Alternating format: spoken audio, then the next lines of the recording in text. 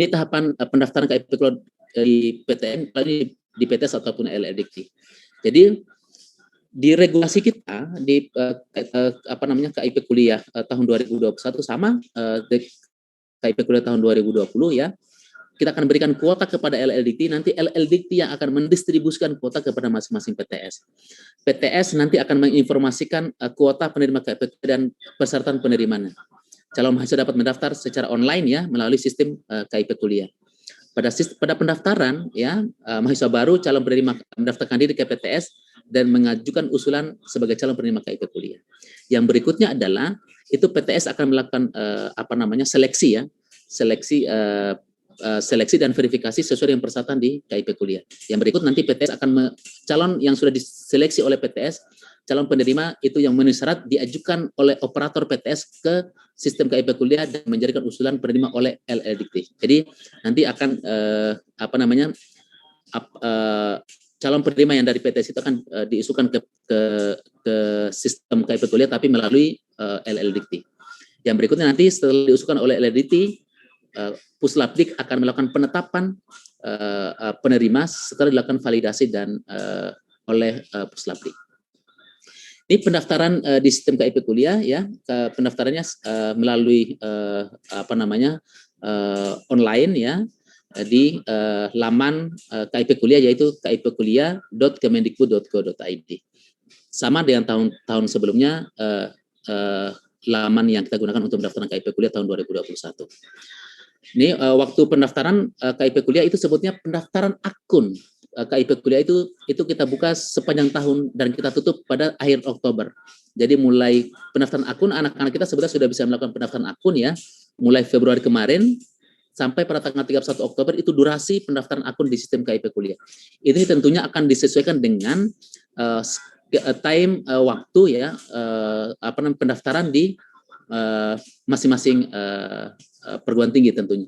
Seperti kalau di PTS berarti akan menyesuaikan waktu pendaftaran di seleksi mandiri di PTS. Tetapi yang perlu diingat bahwa yang perlu diingat disampaikan kepada calon mahasiswa nanti yang mendaftar KIP Kuliah bahwa pendaftaran itu akan kita tutup pada tanggal 31 Oktober tahun 2021. Baik, ini pendaftaran KIP Kuliah ya. Bagi calon penerima KIP Kuliah yang telah dinyatakan diterima di perguruan tinggi harus dilakukan verifikasi lebih lanjut ya oleh perguruan tinggi sebelum diusulkan kepada Puslapdik. Mahasiswa baru penerima KIP Kuliah yang diajukan atau ongoing tadi itu yang seperti mahasiswa pengganti ini untuk pengganti itu harus merupakan mahasiswa aktif dan terdaftar tentunya. Perguruan tinggi harus bertanggung jawab terhadap kebenaran dan validasi data usulan mahasiswa penerima KIP Kuliah yang diajukan ke Puslapdik. Bapak Ibu sekalian, pembatalan saya sampaikan juga pembatalan untuk di KIP Kuliah hampir sama sebetulnya dengan pembatalan di tahun-tahun sebelumnya. Ketika dia sudah meninggal dunia, putus kuliah, dia melakukan cuti akademik dengan sengaja ya, bukan karena alasan sakit. Kalau dia alasan sakit itu kita masih perkenankan. Kalau dia alasan bukan sakit itu kita tidak perkenankan. Tidak diketahui keberadaannya, sudah menolak menerima KIP Kuliah, mungkin dia sudah menganggap bahwa dia sudah mampu sehingga dia menolak menerima KIP Kuliah. Dipidana penjara ya, terbukti melakukan kegiatan yang bertentangan dengan Pancasila dan Undang-Undang Dasar dan tidak lagi memenuhi ketentuan sasaran prioritas sebagai penerima KIP Kuliah. Ini pembatalan penerima KIP Kuliah. Ini Bapak Ibu sekalian, perlu kami sampaikan juga tentang kebijakan cuti akademik dan penerima pengganti KIP Kuliah tahun 2021. Bapak Ibu sekalian, mulai tahun 2021 KIP Kuliah itu bisa dilakukan penggantian. Ya, bisa dilakukan penggantian. Yang mana bagaimana persyaratan penggantian? Jika terjadi pembatalan penerima KIP Kuliah di perguruan tinggi dapat mengusulkan pengganti penerima dengan syarat dia mahasiswa aktif dan syaratnya sama dengan penerima KIP Kuliah yang reguler. Jadi pastikan bahwa kalau pengganti itu adalah mahasiswa aktif juga yang syaratnya sama. Jadi syaratnya pasti dari kelompok masyarakat miskin ya, yang misalnya dia kemarin dia ber-KIP tapi tidak sempat terjaring misalnya, dia punya KKS tapi tidak sempat terjaring, desilnya desil sama dengan 4 atau ke bawah ya, dan dia penghasilan orang tuanya di bawah 4 juta atau rata-rata dibagi dengan jumlah anggota keluarganya tidak boleh lebih dari 750.000. Itu termasuk sasaran penerima untuk mahasiswa pengganti.